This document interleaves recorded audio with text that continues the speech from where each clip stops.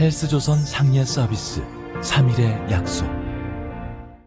네, 여러분 안녕하십니까. 프랑스 파리경시청에서는 이 강력 범죄가 발생하면 수사관들에게 맨 먼저 떨어지는 명령이 있다고 합니다. Cherchez la femme, 여인을 찾아라, 이런 뜻입니다. 이 범죄를 저지른 용의자들의 배후와 연결고리에는 반드시 여인이 있다는 것입니다. 대개는 애인일 수도 있고 드물게는 어머니일 수도 있습니다. 만약 범인이 여성이라면 남자를 찾아라, 이런 명령이 떨어질 것입니다. 이 두 번째 수사 명령은 돈줄기를 찾아라, 이것입니다. 돈줄기만 따라가면 아무리 복잡해 보이는 사건에도 범죄의 증거가 널려 있다는 뜻입니다. 윤미향 사건도 비슷합니다. 윤미향 씨의 남편을 따라가 보면 뭔가 그 사람들의 인적 네트워크에 대한 궁금증이 풀리면서 납득을 하게 되고, 윤미향 씨의 돈줄기를 따라가 보면 이번 사건의 본질과 성격을 그림처럼 그려낼 수 있게 됩니다. 이들은 위안부 피해자 할머니들을 돕는다면서 개구쟁이의 코 묻은 돈이든 기업의 뭉텅이 돈이든 가리지 않고 받았는데, 그러한 모금 행위를 일종의 마르지 않는 샘물처럼 이용한 것 같습니다. 재물이 계속 나오는 보물단지를 화수분이라고 하는데요. 그들에게는 할머니 핑계 모금 행위가 일종의 화수분이었던 셈이요, 또는 금 나와라 뚝딱 은 나와라 뚝딱 하는 도깨비 방망이였던 셈입니다.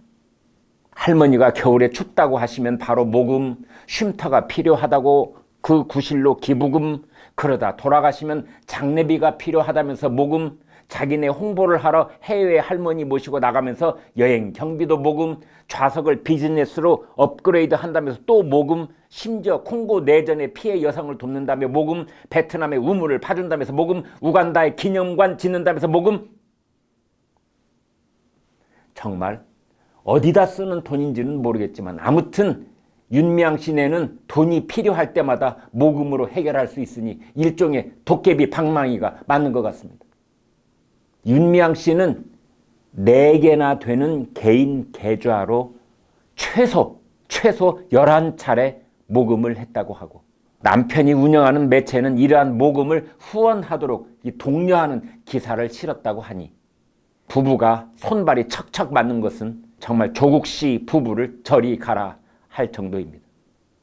윤미향 사건이 터진 지도 이제 20일이 됐습니다. 자고 일어나면 새로운 의혹이 불거집니다. 윤미향 씨 일가가 1995년 이후 집을 5채나 샀는데 전액 현금으로 샀다고 해요. 수억 원대에 이르는 큰 뭉칫돈이 오가는 대부분 현금 거래는 어두운 검은 그림자가 있기 마련입니다. 그런데 현금으로 집을 샀던 그 시기와 모금 운동을 했던 시기가 우연인 듯 앞뒤로 연결되어 있다고 하니 윤미향 씨는 이런 문제도 이제 해명을 해야 할 것 같습니다.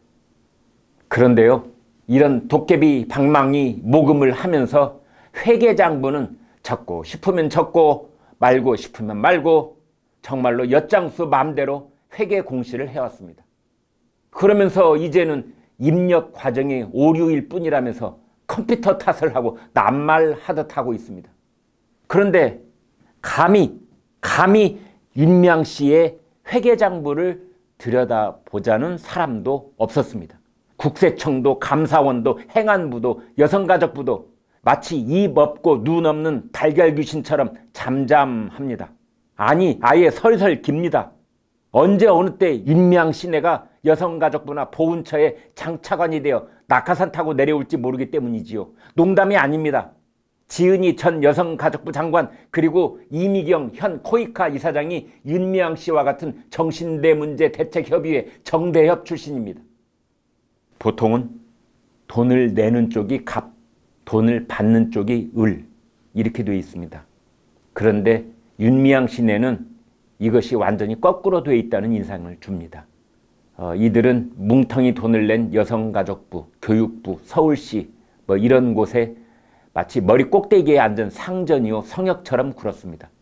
오늘 한 신문 칼럼이 지적했듯이 인권, 민주, 정의, 여성, 환경 같은 화려한 거대 담론을 독점한 시민단체는 스스로 권력이 됐다는 현실을 우리는 너무도 절절하게 목격하고 있는 중입니다.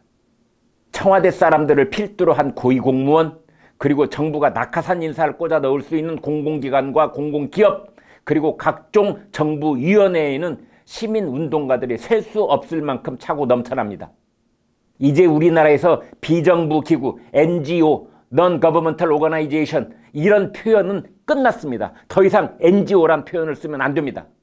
시민단체 권력의 전성시대입니다. 지금 정점을 달리고 있습니다. 윤미향 씨 같은 사람은 일종의 롤모델입니다. 왜 롤모델인지 이유를 아실 수 있도록 문제를 하나 내드리겠습니다. 장 차관 같은 고위 공직자가 되거나 금배지를 다는데 가장 빠른 방법은 1. 사법시험에 합격한다.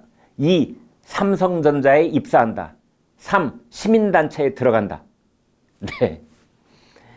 요즘은 어린 학생들도 정답이 3번이라는 것을 안다고 해요.